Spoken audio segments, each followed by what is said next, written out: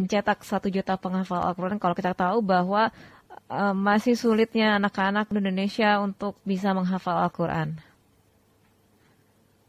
Ya, proses dakwah yang dilakukan oleh beliau ke daerah-daerah, kemudian juga di media, di televisi ini sejatinya sudah menjadi semangat, menjadi motivasi buat orang-orang tua Indonesia dan juga anak-anak Indonesia untuk menghafal Al-Quran.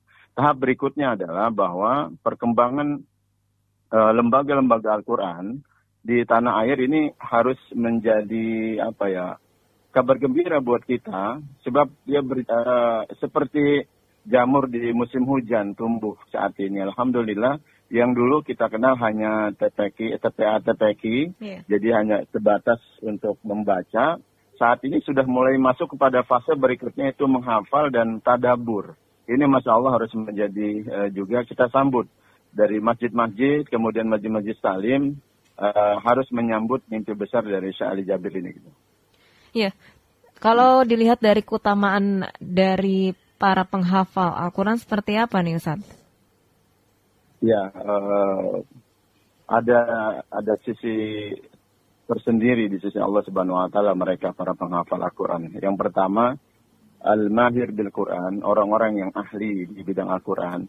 Dia pandai baca, dia kemudian juga mengerti ilmu tajwid, makharijul hurufnya juga bagus, kemudian paham dengan qiraat, dan dia menghafal, dia kemudian juga tadabbur dan mengamalkannya. Ini ada sisi khusus di sisi Allah Subhanahu Wa Taala, ada tempat khusus di sisi Allah Subhanahu Wa Taala. Ma'al kiramil baror, bersama para malaikat yang mulia di sisi Allah Subhanahu Wa Taala. Tapi juga buat orang yang baru belajar, buat orang yang masih terbata-bata, jangan merasa aduh saya ini masih bodoh, enggak, jangan. Karena juga punya tempat di sisi Allah Subhanahu Wa Taala, alladzi yata'atta'u fil Quran. Mereka yang bacanya masih terbata-bata itu mendapatkan 2 pahala ya di sisi Allah Subhanahu Wa Taala. Pahala dia belajar, di pahala juga baca. Jadi kegigihan itu dihitung, ada value-nya di sisi Allah Subhanahu Wa Taala. Yang kedua, mudah-mudahan ya kalau rumah kita dan masjid-masjid kita sering kita kemudian membaca Al-Quran bersama-sama dan bertadabur, mempelajari Al-Quran. Ada 4 yang Allah akan anugerahkan kepada kita. Yang pertama adalah Allah anugerahkan kepada kita sakinah. Nazalat alaihimus sakinah. Jadi ada ketenangan yang Allah akan hadirkan buat kita. Tenang itu dia tidak bisa datang dengan sendiri. Yang jelas sumber ketenangan adalah dari Allah Subhanahu Wa Taala. Kita bisa ambil salah satunya dengan membaca Al-Quran, tadabburi dan mengamalkannya. Yang kedua, Allah akan anugerahkan kepada kita rahmat. Wa ghasyiyatuhumur rahmat.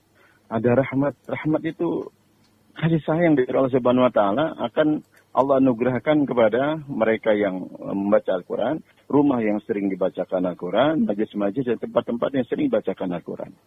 Nah, kemudian yang ketiga, hafathumul malaikah. Malaikat itu akan menaungi mereka yang sering baca Al-Quran, rumah-rumah yang sering baca Quran, kantor-kantor yang sering dipakai ngaji dan sebagainya.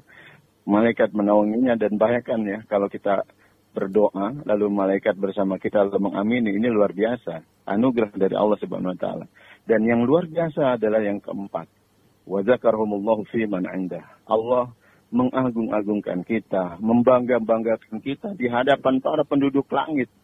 Ini Masya Allah. Ya, Masya Allah, mudah-mudahan Syekh Ali Jabir mendapatkan pahala, mendapatkan keberkahan dari Al-Quran, dan seperti yang tadi disebut oleh saya, dan ini dari baginda Rasulullah SAW. Demikian. Ya, tapi untuk cara mudahnya seperti apa kita mendengarkan terlebih dahulu atau langsung membacanya ini? Untuk metode menghafal gitu Iya. maksudnya? Iya, menghafal itu ya yang pertama tidak mesti bisa baca ya, tidak mesti bisa baca, tidak mesti bisa melihat. Itu yang utama. Ya, yang kedua, kita yang bisa melihat dan berkemampuan untuk belajar mestinya belajar dengan baik membaca. Jadi makharijnya dibenarkan, sambil kalau kita mungkin di sana sini kurang mendapatkan guru, kita bisa mendengarkan sekarang, bisa tinggal download saja ke audio misalnya Syekh Muhammad Ayyub. Ini yang saya rekomendasi, Syekh Muhammad Ayyub atau Syekh Sa'ad Al-Ghamidi. Saya Muhammad Ayyub, silakan download. Nanti kita cari bacaan-bacaan yang kita pakai sehari-hari saja. Yang utama Al-Fatihah. Al-Fatihah ini harus benar. Saya sempat diberikan nasihat, wasiat oleh salah seorang pakar Al-Quran dunia ya. Menjadi rujukan para imam-imam dan para qurra di berbagai belahan bumi. Itu Dr. Ayman Suwaid. Beliau mengatakan, Ahmad Jamil, coba bikin satu daurah, satu pelatihan yang utama aja dulu. Daurah Tashih Al-Fatihah. Yang ini juga kemudian menjadi acaranya kami di Darul Quran, menjadi acaranya Syekh Ali Jabir juga. Yaitu membenarkan bacaan Al-Quran. Jadi bacaan Al-Fatihah. Bacaan Al-Fatihah. Karena Al-Fatihah kita pakai sehari semalam minimal 17 kali kan, dari yang wajib saja 17 kali. Ini Al-Fatihah. Baru kemudian surat-surat pendek, lalu ayat-ayat yang sering dipakai oleh para imam. Ya, sering-sering dipakai oleh para imam. Misalnya ujung dari surat surat Al-Kahfi dan lain sebagainya. Ini nanti ketika kita sudah senang dengan yang pendek, akan mulai senang juga dengan bacaan-bacaan yang panjang, surat-surat yang juga agak panjang. Demikian, Mbak. Ya, tentunya tidak hanya membaca saja, tetapi dari tajwidnya, panjang pendek, yang sebagainya. Ini pembenarannya akan seperti apa nanti ke depannya? Ataukah harus ada setoran seperti itu? Iya, tentunya kita butuh guru ya. Belajar itu butuh guru, sehingga kita nggak ngaco dan nggak merasa benar sendiri. Cari guru yang terbaik, bahkan sekarang sudah banyak fasilitas nih. Kami saja di Darul Quran ada namanya Quran Call. Itu fasilitas gratis gitu, buat mereka-mereka yang ingin belajar Quran. Dari mulai cara baca, kemudian juga tajwid ya, belajar makharijul huruf. Ini dulu basically, ini dulu. Nanti kalau sudah bacaan lancar, mulai masuk tuh ngafal dari yang pendek-pendek seperti tadi yang sudah saya sebutkan.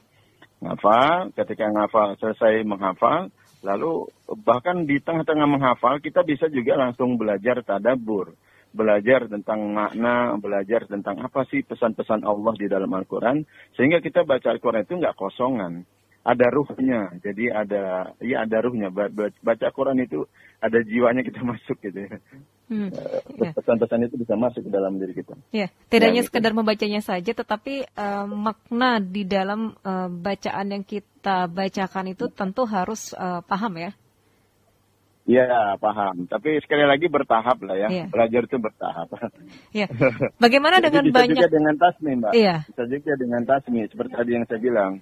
Jadi dengar bacaan orang yang benar, bacaan syekh-syekh baik dari tanah air maupun dari tanah suci ya, di belahan bumi itu banyak ya, para qurra yang bagus. Kita bisa download, dengerin satu ayat, dengerin kita baca, dengerin baca. Ini insya Allah akan melekat. Ya. Lalu Ustaz Jamil, bagaimana dengan banyaknya rumah tahfiz yang di setiap daerah, bahkan sudah banyak ini memfasilitasi mereka untuk menjadi penghafal Al-Quran? Ya, ini alhamdulillah sekali lagi keberkahan yang harus kita syukuri dan harus berkelanjutan. Tidak hanya gegap gempita di awal pendirian rumah tahfiz, tapi proses kelanjutan ya yang harus kita juga pikirkan. Regenerasi ustadznya, regenerasi santrinya, regenerasi donaturnya dan segala macam juga penting. Alhamdulillah saat ini yang tertulis, yang tercatat di Darul Quran itu kurang lebih ada 2.000 rumah tahfiz. Yang tidak tercatat boleh jadi bisa sampai 9.000. Ini kesyukuran buat kita ya. Bahkan kita punya target, punya impian, di setiap tikungan itu ada rumah tahfiz. Tiap tikungan, tiap RT, minimal satu kelurahan itu ada rumah tahfiznya. Sehingga apa? Sehingga tidak ada kemudian kita dapatkan lagi buta huruf Al-Quran di mana-mana. Kemudian juga semangat menghafal itu meng-Indonesia ya, menusantara bahkan mendunia insya Allah. Karena itu basically dari awal. Kalau Al-Quran dia sudah mantap, dia bisa belajar ilmu yang lain. Al-Quran dulu, insya Allah. Baik, Ustaz Jamil, kita jeda sejenak, nanti kita akan lanjutkan kembali lebih mendalam lagi tentang penghafal Al-Quran. Silakan rekan dokter dapat bergabung bersama kami di 0218816363, SMS atau WhatsApp 0815111007. Ini habis gerakan akikah ya? Iya, Bi. Tapi lagi pandemi seperti ini, Umi takut bikin acara akikah, apalagi ngumpulin banyak orang di rumah. Tenang Umi, akikah tidak tak peduli aja. Harganya terjangkau, dan daging akikah yang sudah dimasak langsung didistribusikan ke yang berhak. Jadi nggak perlu ngumpulin banyak orang di rumah. Insya Allah sah. Sekalian Abi juga mau akikah buat Abi sendiri. Wah, bener tuh Bi. Ya, percayakan pilihan akikah Anda melalui Dakta Peduli. Hewan akikah akan disebar matang ke wilayah masyarakat kurang mampu. Tersedia hewan domba tipe A dengan harga Rp1.250.000 per ekor. Dan domba tipe B Rp1.750.000 per ekor. Mari tunaikan akikah Anda melalui Dakta Peduli. Pelaksanaan penyembelihan sesuai syariat Islam. Rekan juga akan mendapatkan dokumentasi dan sertifikat akikah dan pendistribusian. Pembayaran bisa melalui transfer ke rekening Bank Syariah Mandiri dengan nomor rekening 7.635.890 atas nama Dakta Peduli. Untuk informasi, hubungi call center 021 880 7426 atau 880 7427 atau melalui WhatsApp 0815 11 107 107. Akikah berbagi, kerjasama Dakta Peduli dengan Agro Jaya Mulia. Tahukah rekan, kelaparan menjadi salah satu isu yang masih menghantui Indonesia. Menurut Global Hunger Index 2018, Indonesia dinilai memiliki masalah kelaparan tingkat serius yang memerlukan perhatian lebih. Tidak sulit di bumi merah putih ini menemukan kasus kurang gizi atau gizi buruk, stunting pada anak usia di bawah 5 tahun, atau kematian anak di bawah usia 5 tahun yang diakibatkan kelaparan atau kekurangan makanan. Kami mengajak rekan untuk berbagi dalam program Dakta Peduli, secanting beras bagi tak berpunya. Donasi bisa rekan salurkan melalui rekening Bank Syariah Mandiri 7.635.892 atas nama Yayasan Dakta Peduli. Bantuan berupa beras bisa rekan antar langsung ke Radio Dakta, Jalan Ki Haji Agus Salim, nomor 77 Bekasi Timur. Di sejumlah tempat, kelaparan, krisis pangan dan kemiskinan membuat tak sedikit orang bertahan hidup dengan mengkonsumsi makanan sisa atau apapun di sekitar mereka yang bisa diolah menjadi makanan. Tersentuhkah nurani melihat penderitaan saudara-saudara kita? Masihkah tergerak hati bersedekah untuk mereka? Kami mengajak rekan untuk berbagi dalam program Secanting Beras Bagi Tak Berpunya. Donasi bisa rekan salurkan melalui rekening Bank Syariah Mandiri 7.635.892 atas nama Yayasan Dakta Peduli. Bantuan berupa beras bisa rekan antar langsung ke Radio Dakta, Jalan Ki Haji Agus Salim, nomor 77 Bekasi Timur. Dakta Peduli, agar hidup lebih berarti.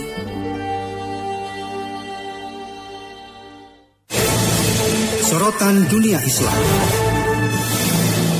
Rekan Dakta akan melanjutkan kembali Sorotan Dunia Islam bersama pimpinan harian pesantren Tahfiz Darul Quran Indonesia Ustadz Ahmad Jamil. Ustadz Jamil?